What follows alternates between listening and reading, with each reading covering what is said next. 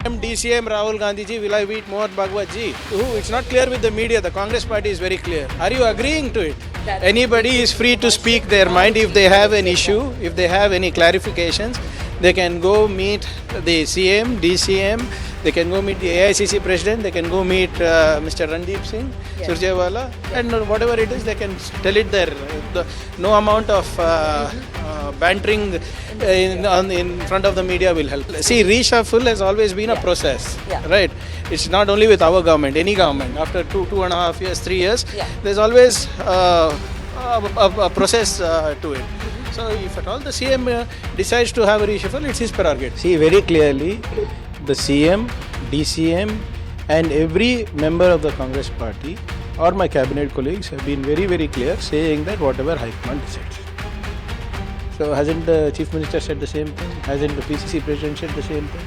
When the top leadership is speaking in the same voice, when they're speaking in the same tone and tenor, where is there a difference? When all of us are speaking in the same voice, where is there ambiguity?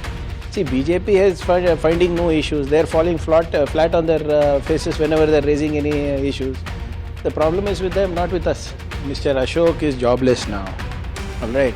He was the one who said, right, January revolution, February revolution, August. It's been 2.5 years since they're screaming revolution, revolution.